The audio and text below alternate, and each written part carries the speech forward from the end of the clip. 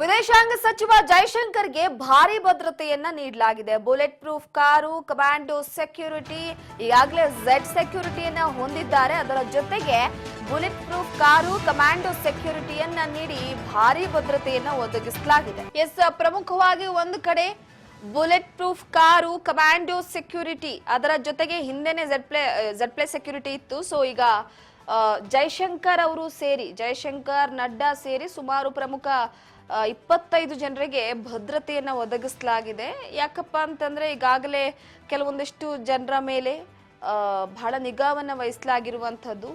ಸುಮಾರು 25 ಪ್ರಮುಖರಿಗೆ ಭದ್ರತೆಯನ್ನ ಒದಗಿಸಲಾಗಿದೆ. ಪರಿಸ್ಥಿತಿ ಸ್ವಲ್ಪ ಸರಿ ಇಲ್ಲ ದೇಶದಲ್ಲಿ. ಸೊ ಹಾಗಾಗಿ ಕೆಲವೊಂದಿಷ್ಟು ನಾಯಕರಿಗೆ ಬೆದರಿಕೆ ಕರೆಗಳು ಬರ್ತಾ ಇದೆ, ಬೆದರಿಕೆ ಇಮೇಲ್ಗಳು ಬರ್ತಾ ಇದೆ. ಅದರ ಜೊತೆಗೆ ಪ್ರಮುಖ ನಾಯಕರಿಗೆ ಸೆಕ್ಯೂರಿಟಿ ಕೊಡುವಂತಹ ವಿಚಾರಕ್ಕೆ ಸಂಬಂಧಪಟ್ಟಂತೆ ಗಮನ ಹರಿಸಿ ಈಗ ವಿದೇಶಾಂಗ ಸಚಿವ ಆದಂತಹ ಜೈಶಂಕರ್ಗೆ ಭಾರಿ ಭದ್ರತೆ ಕೊಟ್ಟಿರುವಂಥದ್ದು.